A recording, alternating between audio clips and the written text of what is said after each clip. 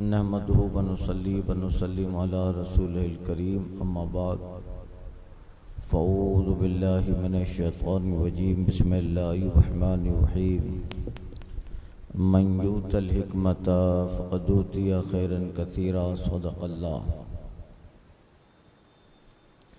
कफ़न के बयान में कफ़न बनाने का, पहनाने का बयान जारी है। कुछ मसाइल गुजर चुके, कफ़न के कपड़े की हैसियत कैसी हो गुजर चुका। आगे कुछ मसले जिसका ताल्लुक कफ़न और दफन से है। मसला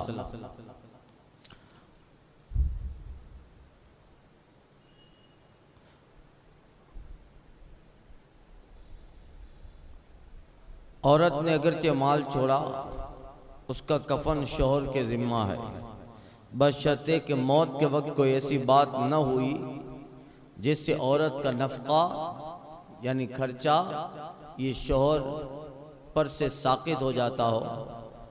अगर शौहर मरा और उसकी औरत बीवी मालदार है, जब भी औरत पर शौहर के कफन की जिम्मेदारी नहीं, वाजिब नहीं, मगर शौहर पर औरत के कफन की जिम्मेदारी है, अगरचे औरत मालदार हो। तो औरत बीवी का कफन शौहर के जिम्मा है, मगर शौहर का कफन बीवी के जिम्मा नहीं है। जो कहा गया कि फलां पर कफन वाजिब है, जो बताया ना पहले कुछ मसले गुजरे के जिसमें बताया कफन वाजिब है, तो इससे मुराद कफन शरई है। यूं ही बाकी सामान तजहीज़ मतलब खुशबू लगाना, गस्साल ले जाने वालों की उजरत, दफन के मसारिफ, सब में शरई मिक़दार मुराद है। बाकी और बातें अगर मैयत के माल से की गई और वर्षा बालिग हों, यानी कफन दफन का जो खर्चा हो वो शरई तौर पे जो उसका हक वाजिब अदा हो जाता है उतना ही, ज़्यादा नहीं करना। ज़्यादा अगर वारिस लोग हैं और कफन दे दिया, दफन का खर्चा और जो भी था, उसके बाद फिर 40 की देग पकाओ, ये वरासत के पैसे से नहीं होगा।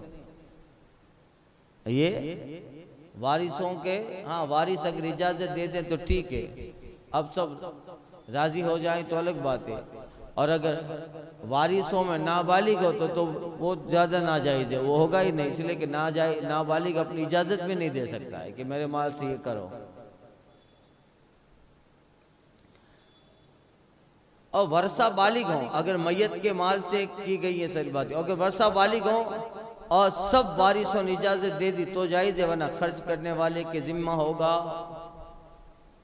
शरई कफन के अलावा जो चीज़ होगी, या शरई दफन जायद कोई चीज़ करे। कफन के लिए सवाल कर लाए, उसमें से कुछ बच रहा, भाई फलां का कफन है, चलो कुछ मदद करो, मदद की, कफन दे दिया, और फिर भी जितनी मदद हुई थी उसमें तो कुछ बच पड़ा, तो मालूम है कि ये फलां का है, फलां ने दिया है, तो उसे वापस कर दे, वरना दूसरे मोहताज के कफन में सर्फ कर दे। और ये भी ना हो तो सदका कर दे। होता है ना, कोई फकीर इंतकाल कर गया, आबादी में ऐसा था जो किसी से उसका ताल्लुक नहीं था, कहीं अजनबी था, आया था, आबादी में रहता था, इंतकाल कर गया, अब उसका कफन है, तो कोई क्या होता है कि सारे मोहल्ले वाले जमा होके कफन का काम कर देते हैं ना, थोड़ा थोड़ा 50-50 रुपया जमा किए सब। तो अगर ये है और उसमें से कुछ बच गया तो जिन लोगों का उनको वापस कर दे, अगर ऐसा वापस करने के लायक ना हो तो दूसरे किसी के कफन में इस्तेमाल कर ले, इसी तरह का मोहताज का, और ऐसा भी ना हो तो फिर सदका कर दे। मैयत ऐसी जगह है कि वहाँ सिर्फ एक शख्स है और उसके पास सिर्फ एक ही कपड़ा है, तो उस पर ज़रूरी नहीं कि अपने कपड़े का कफन कर दे। एक इंसान मरा हुआ है, एक इंसान दूसरा है, मगर एक ही आदमी है, उसके पास इतना ही कपड़ा है, या तो वो पहने या कफन दे। कफन देगा तो वो नंगा हो जाएगा, तो उस पर कफन देना जरूरी नहीं है। अब सुनिए, कफन पहनाने का तरीका यह है कि मैयत को गुस्ल देने के बाद बदन किसी पाक कपड़े से आहिस्ता से पोंछ ले। मैंने बता दिया ये तरीका कि कफन तर ना हो, और कफन को 1 या 3 या 7 बार धोनी दे, लोबान वगैरह, और उससे ज्यादा नहीं। फिर कफन यूं बिछाए कि पहले बड़ी चादर यानी लिफाफा, पहले बड़ी चादर, फिर तहबंद, फिर कफनी कमीज, फिर मैयत को इस पे लेटाए और कफनी पहनाए जो पुष्ट से लेकर ऊपर तक आएगी ना, और कफनी बीच में गला बनाया था, कफनी गला डाल के फिर वो नीचे से होगी चादर, नीचे से ऊपर तक आएगी, और दाढ़ी और तमाम बदन पे खुशबू मले, और मवाज़ सजूद यानी माथे नाक जो चीज जो सजदे में जमीन पे आज़ा लगते थे उन सब पे खुशबू मले, कदम पर काफूर लगाएं, फिर इज़ार यानी तहबंद लपेटें, पहले बाएं जानिब से फिर दाएं जानिब से, पहले बाएं जानिब से तहबंद लपेटे, बाएं जानिब से लपेटे, फिर दाएं जानिब से, ताकि दायां ऊपर रहे। पहले बाएं जानिब से कफन का किनारा, फिर बाएं जानिब से बाएं, फिर दाएं, ताकि दायां ऊपर रहे। फिर लिफाफा, फिर लिफाफा लपेटे, पहले बाईं तरफ से फिर दाईं तरफ से, ताकि दाना ऊपर रहे, और सर और पांव की तरफ बांध दें। मैंने बताया था लिफाफा इतना हो कि एक मुश्त पांव की तरफ ज्यादा हो, एक मुश्त सर की तरफ ज्यादा हो, उसको बांध दें ताकि उड़े नहीं। औरत को कफनी पहनाकर उसके बाल के 2 हिस्से करें। जो औरत की कफनी होगी उसका जो कमीज होगी, फिर उसके बाल के 2 हिस्से करें कि कफनी के ऊपर सीना पे डाल दें सही तरह से, आधे बाल इस सीना पे डाल दें, आधे बाल उस सीना पे, दोनों तरफ से आधे आधे बाल औरत के सीना पर डाल दें, और ओढ़नी निस्फ पुष्ट के नीचे से बिछाकर सर पे लाकर मुंह पर मिसले निकाब डाल दें। जो ओढ़नी औरत की है कफन में, फिर वो सर के ऊपर से लाकर, जैसे बुर्के निकाब कैसे होते हैं ऐसे ऊपर की तरफ डाल दें कि सीना पे रहे, और उसका तुल निस्फ पुष्ट से सीना तक है। वो कितनी लंबी रहे? निस्फ पुष्ट से सीना तक, ये पीछे पुष्ट से लेकर ऊपर सीना तक, बस इतनी ओढ़नी हो। और अर्ज 1 कान की लो से दूसरे कान, वो चौड़ाई कितनी हो, यानी 1 कान की लो से दूसरे कान की लो, 1 कान से, यानी इतना बड़ा कपड़ा ना हो बल्कि बस ओढ़नी की तरह, ये दोनों कान भी इसमें आ जावे, और लंबी इतनी हो कि पीछे से डालो तो आगे से सीने तक आ जाए। ये और ये जो लोग कहते हैं कि जिंदगी की तरह उड़ाते हैं कुछ लोग, ये महज बेजा वो खिलाफ सुन्नत है।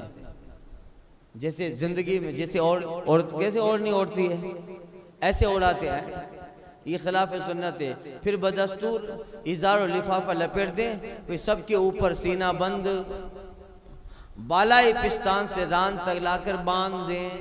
फिर आखिर में जो औरत के लिए 2 कपड़े ज्यादा होते हैं ना, एक ओढ़नी और सीना बंद, फिर आखिर में जो सीना बंद है जिसको पहले ही से लिफाफे के नीचे रखेंगे उसको लाकर जो है लपेट दे। सीना बंद जो औरत के छाती से लेकर रान तक उसको लाकर बांध दे, क्योंकि वो औरतें तो उसमें एहतियात बहुत जरूरी है, इसलिए 5 कपड़े हैं। मसला, मर्द के बदन पे ऐसी खुशबू लगाना जायज नहीं जिसमें जाफरान की आमेजिश हो, औरत के लिए जायज है। जिसने एहराम बांधा है उसके बदन पर भी खुशबू लगाए। अगर एहराम की हालत में इंतकाल कर गया उसके बदन पर खुशबू लगाएं और उसका मुंह और सर कफन से छुपाया जाए। मसला, अगर मुर्दा का कफन चोरी हो गया, पहले जमाने में कफन चोर रहते थे, वाकयात है ना, कफन चोर के, मुर्दा का कफन चोरी हो गया और लाश अभी ताजा है, तो फिर कफनाया जाए, फिर से कफन दिया जाए। अगर मैयत का माल बदस्तूर है तो उससे और तकसीम हो गया है तो वर्षा के जिम्मा कफन देना है, तो वारिसों के जिम्मा। या कर्ज में दिया गया तो उन लोगों पर नहीं। और अगर कुल तरका देन में मुस्तगरक हो और कर्ज खाओं ने अब तक कब्जा न किया हो तो उसी माल से कफन दे, और कब्जा कर लिया हो तो उनसे वापस न लेंगे, बल्कि कफन उसके जिम्मा है कि माल न होने की सूरत में जिसके जिम्मा होता है। और अगर सूरत मज़कूरा में लाश फट गई तो कफन मसनून की हाजत नहीं, एक कपड़ा काफी है। समझे मसला? यानी अगर कोई मुर्दा है जिसका कफन था फिर चोरी हो गया तो अगर लाश अगर सलामत है, ताज़ा है, तो फिर से कफन दिया जाएगा उसको। मगर अब ये है कि अगर मैयत का माल बदस्तूर बाकी है अभी तो उसके माल से कफन दो। मगर अगर मैयत का माल चोरी क्या बोलते हैं कि वारिसों में तकसीम हो गया है, वारिसों में तकसीम होने के बाद फिर मैयत का कफन चोरी हो गया, समझे? या कर्ज में दिया गया, वारिस का माल था, कफन देने के बाद उसका जो माल बचा उसको क्या बोलते हैं, उसका कर्ज बाकी था, कर्ज खा को दिया गया, तो उन लोगों पर नहीं। तो अब वारिसों पे भी उसका कफन नहीं, कर्ज पर पे नहीं। और अगर कुल तरका दैन में मुस्तगरक है, इतना ही तरका है, इतना ही बचा है कि अगर सबका सब अगर देंगे तो कर्ज पूरा होगा, कर्जे जितना ही बचा है, और कर्ज खाओं ने अब तक उस माल पे कब्जा नहीं किया, तो उसी माल से कफन देंगे, उसी माल से कफन देंगे। अगर कब्जा कर लिया है तो उन कर्ज खाओं से माल वापस नहीं लेंगे, उनसे माल वापस नहीं लेंगे, बल्कि कफन उसके जिम्मा है कि माल ना होने की सूरत में जिसके जिम्मा होता है। और अगर सूरत मज़कूरा में लाश फट गई है तो फिर मुकम्मल कफन देने की ज़रूरत नहीं है, एक कपड़ा डाल दें, चादर की तरह बना दें, मसनून कफन की हाजत नहीं, एक बड़ा एक कपड़ा है उसमें लपेट के दफन कर दें। जब लाश फट गई हो या बहुत दिन हो गए हो, बदबू आ गई हो। मसला अगर मुर्दा को जानवर खा गया, मुर्दा को जानवर खा गया और कफन पड़ा मिला तो अगर मैयत के माल से दिया गया था तरका में शुमार होगा, और किसी और ने दिया है अजनबी या रिश्तेदार ने तो देने वाला मालिक के जो चाहे करे। अब मुर्दे को जानवर खा जाएगा तो कफन तो नहीं खाया उसने, कफन बच गया। कहीं कहीं ऐसे वाक़ियात होते हैं, कब्रिस्तान में कोई ऐसा जानवर आ जाता है, वो बदबू सूंघ जाता है मांस की, मटन की, गोरखोदी गोरखुर क्या बोलते हैं, गोरखोदी अपने यहाँ बोलते हैं, तो चंदरगो, और ऐसे कोई जानवर आ जाते हैं तो वो अंदर से ताज़ा जिस्म निकाल लेते हैं मुर्दे का, खा जाते हैं, ऐसे भी वाक़ियात हुए हैं। तो कहा कि अगर मुर्दे को जानवर खा गया और कफन पड़ा मिला, अब इस कफन का मालिक कौन?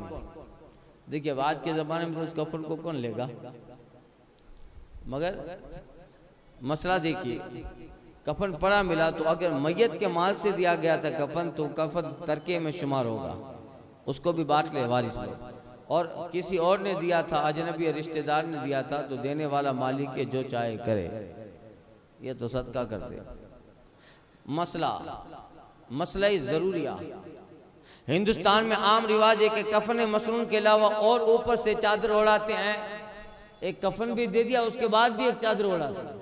हिंदुस्तान में ये रिवाज है, वो तकियादार या किसी मिस्कीन पे तसद्दुक करते हैं, सदका कर देते हैं, और एक जा नमाज होती है, मुसल्ला होता है जिस पे इमाम जनाजा की नमाज पढ़ाता है, वो भी सदका कर देते हैं। अगर ये चादर जा नमाज मैयत के माल से ना हो बल्कि किसी ने अपनी तरफ से दी है, और आदतन वही देता है जिसने कफन दिया, बल्कि कफन के लिए जो कपड़ा लाया जाता है वो उसी अंदाज से लाया जाता है जिसमें ये दोनों भी हो जाएं, जब तो जाहिर है कि उसकी इजाज़त है और उसमें कोई हर्ज नहीं। और अगर मैयत के माल से है तो दो सूरतें हैं, कफन के बाद भी अगर ये तो जायद कपड़ा हो गया ना भाई, तो अगर मैयत के माल से है दो सूरतें, एक के वर्षा सब बालिग हों और सबकी इजाजत हो जब भी तो जायज है। अगर इजाजत न दी तो जिसने मैयत के माल से मंगाया था और तसद्दुक मंगाया और तसद्दुक सदका किया उसके जिम्मा है। ये दोनों चीजें हैं, यानी उनमें जो कीमत सर्फ हुई तरका में शुमार की जाएगी। जिसने मंगाया उसके तरका से काटो। हमारी इजाजत नहीं थी, 4 लोग हैं वरासत में, 3 ने इजाजत नहीं दी, ये चादर तो जायज है, इसकी कफन मसनून में भी हाजत नहीं है, हम इजाजत नहीं। तो दूसरा आदमी चौथा भाई था जिसका वर्षा में हिस्सा था, वो ले आया, कहा नहीं मैं तो ले आऊंगा। तो अब वो ले आया, इन तीनों ने इजाजत नहीं दी थी, लिहाजा इसका जो पैसा है वो चौथे के माल से काटा जाएगा वर्षा में, उन तीनों को माल का बराबर हिस्सा दिया जाएगा। ये चौथे ने जो किया उसके पैसे से उसका पूरी रकम काटी जाए उसके तरीके से, समझे। तो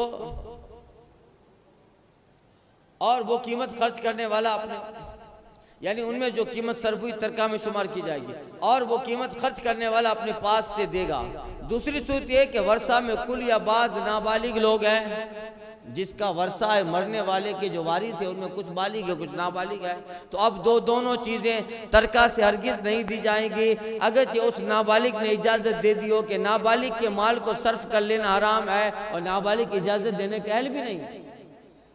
लोटे घड़े होते हैं खास मैयत के नहलाने के लिए खरीदे हैं, तो उसमें भी यही तफसील है। तीजा 10वां 40वां शशमाई बरसी के मसारिफ भी यही है, उसकी यही तफसील है कि अपने माल से जो चाहे खर्च करे और मैयत को सवाब पहुंचाने और मैयत के माल से ये मसारिफ उसी वक्त किए जाएंगे कि सब वारिस बालिग हों और सब की इजाजत हो।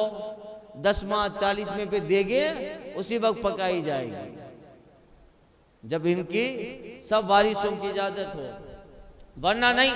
मगर जो बालिग अपने हिस्से से कर सकता है वो करे। एक सूरत ये भी है कि मैयत ने वसीयत की और दैन अदा करने जो उसका कर्ज था, जो बचे उसकी तिहाई में से वसीयत जारी होगी।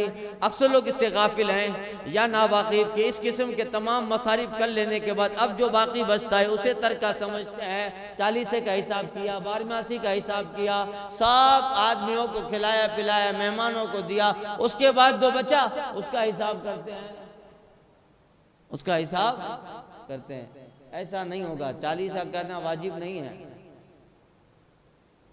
ये अक्सर लोग इससे गाफिल है। वरासत का माल है, ये मरने के बाद जो वारिस है उनका हक है, पहले तरका कर। हाँ, फिर सबने अपने अपने माल पे कब्जा कर लिया, बाप के वरासत से जितना बचा था औलाद ने ले लिया, जिनका हिस्सा था ले लिया।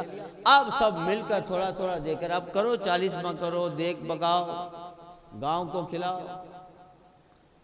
तो ये चूंकि हुकूक लिबाद है ना भाई, इसलिए उसके मसाइल सख्त हैं।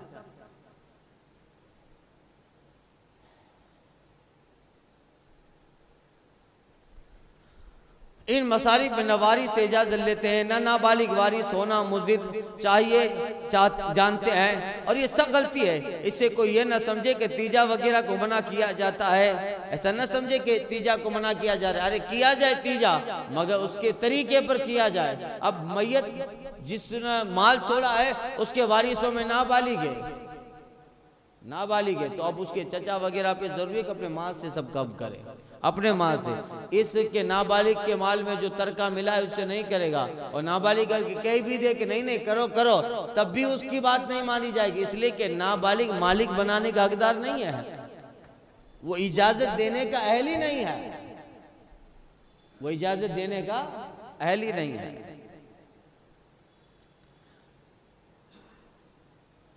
इससे कोई ये ना समझे कि तीजा वगैरह को मना किया जाता है कि ये तो इसाले सवाब है, उससे कौन मना करेगा? मना वो करेगा जो वहाबी हो।